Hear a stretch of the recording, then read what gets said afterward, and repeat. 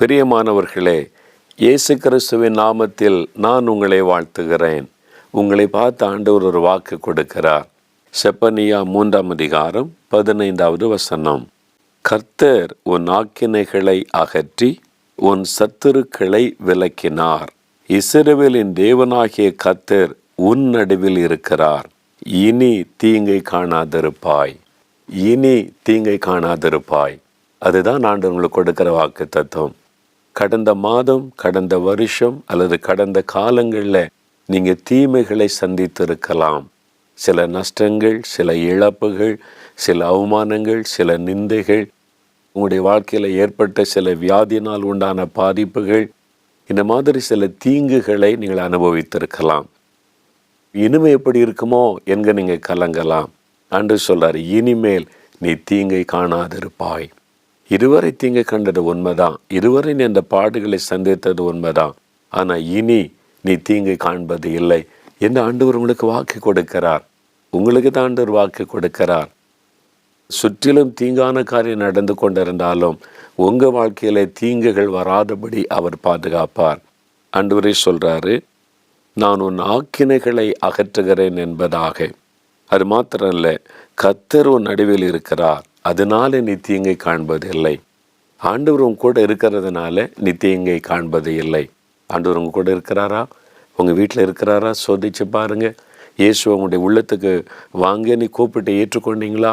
எங்கள் வீட்டுக்கு வாங்கப்பா அப்படின்னு இயேசுவை கூப்பிட்டீங்களா? அவர் நீங்கள் கூப்பிட்டா தான் வருவார். உங்கள் கூடவே இருப்பார்.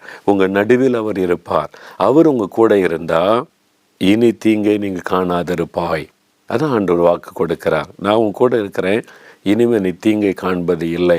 அதான் தேவனுடைய வாக்கு தத்துவம். அப்போ இதுவரை நீங்கள் கடந்து வந்த பாதையில் சில தீங்குகளை, போராட்டங்களை சந்தித்திருக்கலாம். ஆனால் இனி வருகிற நாட்கள் அப்படி இருக்க போவதில்லை. அதனால முந்தினதையே நினைத்து கொண்டு சோர்ந்து போயிடாதங்க. இப்படிலாம் பாடுபட்டேன், இப்படிலாம் கஷ்டப்பட்டேன், இப்படிலாம் தீங்கு அனுபவித்தேன், இனிமேல் என்ன நடக்க போகிறது அப்படின்னு நினைக்காதங்க. ஆண்டவருடைய வாக்குத்தத்தை சொல்லுவதை கவனிங்க. இதுவரை நீங்கள் அப்படி இருந்திருக்கிறீங்க, ஆனால் இனி அப்படி இருக்க போவதில்லை. இனி நன்மை தான், இனி விடுதலை தான், இனி ஆசீர்வாதம் தான், இனி சுகம்தான். இனிமே உங்களுடைய வாழ்க்கையில் நீங்கள் எதிர்பார்த்தாத அற்புதங்களை நீங்கள் காண்பீங்க. அப்போ நீங்கள் மகிழ்ந்திருக்கும்படிக்கு நீங்கள் கர்த்தர் உங்கள் நடுவில் இருக்கிறதுனால தீங்கை காண்பதில்லை என்று ஆண்டவர் வாக்கு கொடுக்கிறார். ஆம் பிரியமானவர்களே, நம்மை சுற்றிலும் பல தீங்கு நடந்தாலும் நாம் தீங்கை காணாதபடி ஆண்டவர் நம்மை பாதுகாக்கிற ஒரு தேவனாக இருக்கிறார். பிரியமானவர்களே, இன்னைக்கு உங்கள் வாழ்க்கையில் கூட ஏதோ ஒரு தீமை உங்களை சூழ்ந்து வந்து கொண்டிருக்கலாம். என்ன செய்கிறது, எப்படி செய்கிறது என்று கலங்கலாம். மனிதரால் அல்லது அதிகாரத்தில் இருக்கிற யாரோ ஒருவரால் அல்லது நீங்கள் எதிர்பாராத இடத்திலிருந்து உங்களுக்கு தீங்குகள், உங்களுக்கு தீங்கு செய்யக்கூடிய மனிதர்கள் எழும்பி இருக்கலாம். உங்களுக்குள்ள ஒரு பயம், கலக்கம் கூட உண்டாயிருக்கலாம். ஆண்டவர் சொல்லுகிறார், நீ பயப்படாத, நீ தீங்கை காண மாட்ட, என்ன நான் உன் நடுவில் இருக்கிறேன் என்று ஆண்டவர் உங்களை பார்த்து சொல்லுகிறான். இயேசு நம்ம கூட இருப்பது எவ்வளவு பெரிய பாக்கியம். மனம் திறந்து சொல்லுங்க, இயேசுவே என் கூட இருக்கிறதற்காக ஸ்தோத்திரம், என்னோடு கூட எங்கள் வீட்டில் நீங்கள் இருக்கிறதற்காக ஸ்தோத்திரம்னு சொல்லி மனம் திறந்து அவரை துதிங்க. நான் இனி தீங்கை காண மாட்டேன்.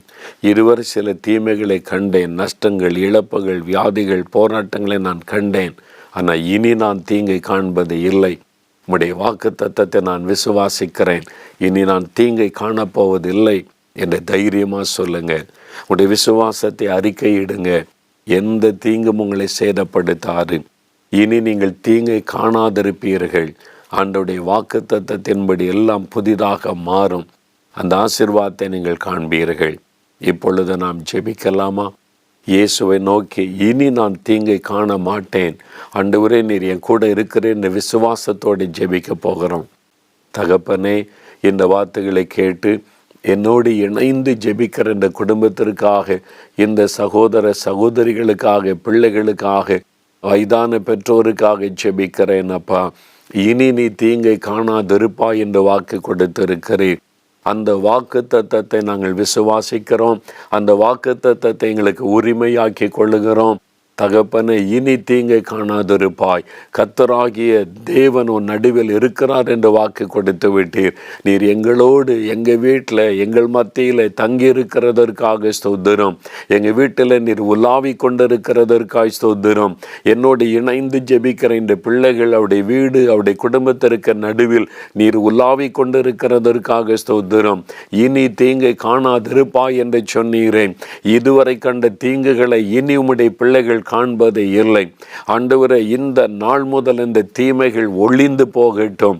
வியாதி என்கிற தீமை விலகட்டும் இயேசுவின் நாமத்தினால்.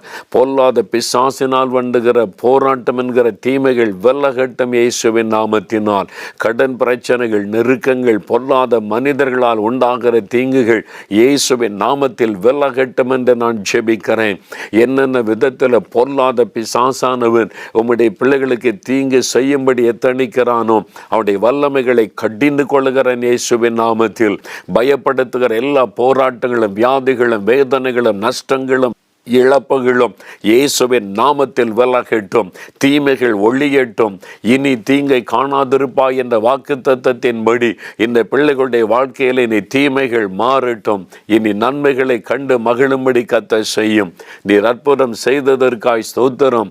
ஆசீர்வதித்ததற்காக ஸ்தோத்திரம். எங்கள் ஜெபங்கள் கேட்கப்பட்டதற்காக ஸ்தோத்திரம், ஸ்தோத்திரம், ஸ்தோத்திரம். இயேசு கிறிஸ்துவின் நாமத்தில் ஜெபிக்கிறோம் பிதாவே. ஆமேன், ஆமேன்.